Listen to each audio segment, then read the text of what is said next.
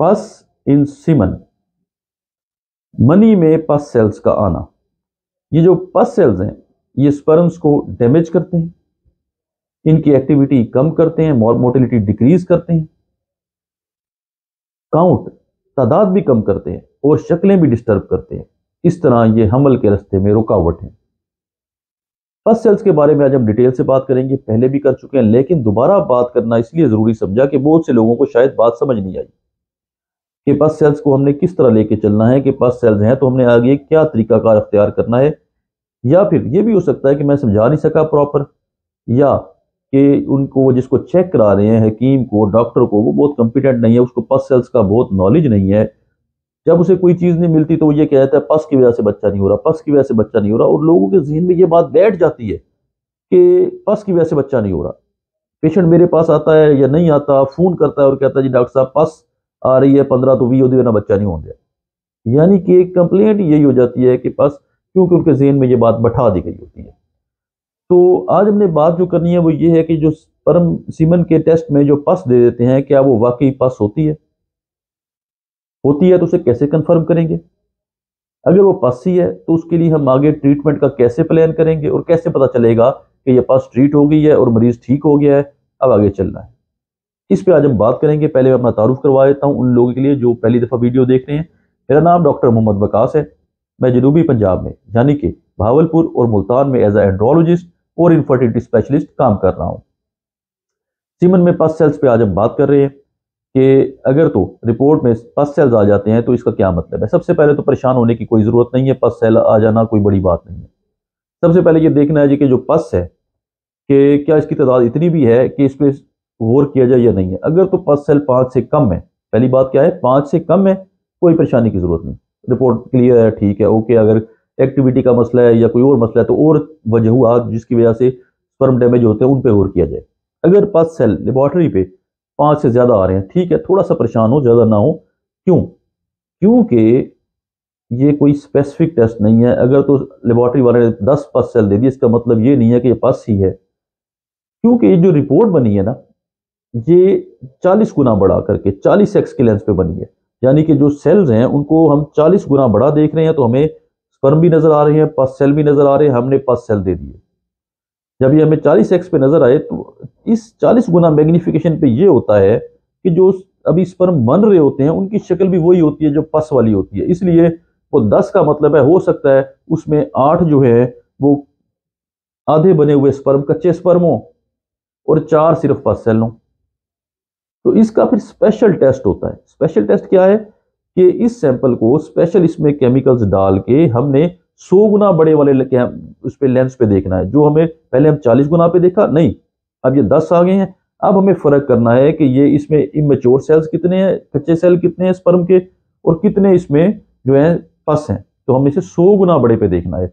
उस पर हम कंफर्म करेंगे कि कितने पस सेल हैं, क्या पस सेल वैसे ही इतने हैं कि इस पे हम गौर फिक्र करें, इस पे हम सोचें, या इतने नहीं है तो हमें इसका मतलब हम ठीक है।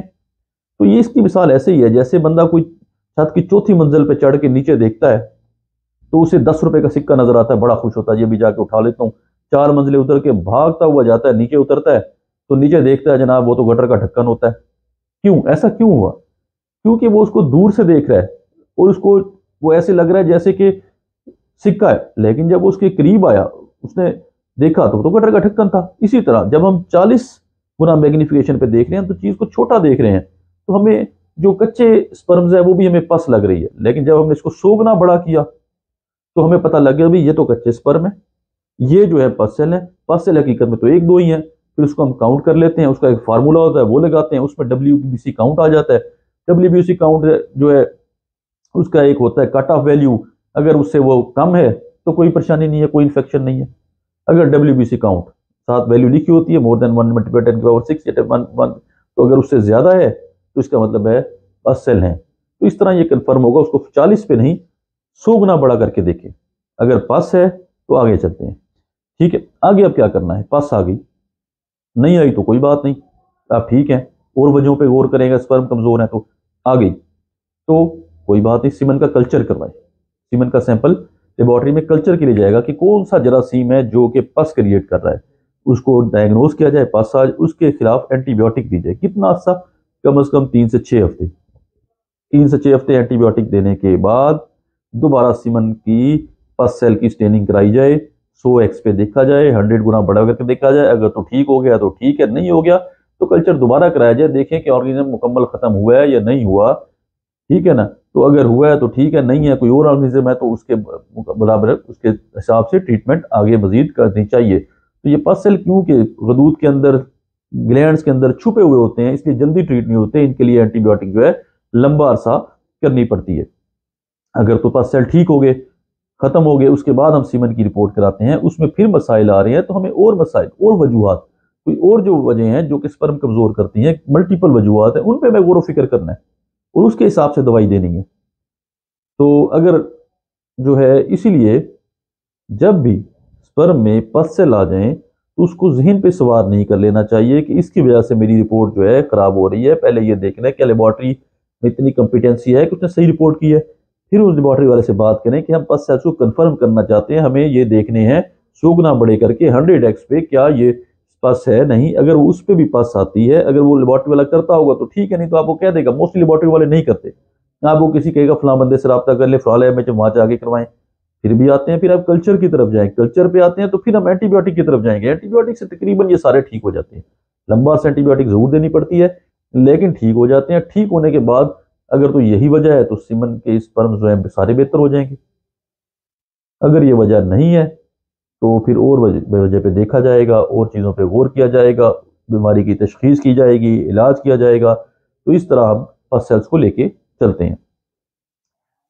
अगर कोई भी शख्स मर्दाना कमजोरी, मर्दाना बांझपन, penile implant surgery, IVF, ICSI, micro surgical varicocelectomy, micro TG, vasectomy reversal, और अगर एजोस्पर्मिया जिसमें स्पर्म नहीं आ रहे, एनास्टोमोसिस, इन चीज़ों पे कोई भी बात पूछना चाहता है, ऑनलाइन कंसल्टेशन बुक करवा सकता है। अगर कोई फिजिकली आके क्लिनिक पे चेक करवाना चाहता है तो वो भी आके करवा सकता है। ऑनलाइन नंबर दिया गया है, उस पर रब्ता किया जा सकता है।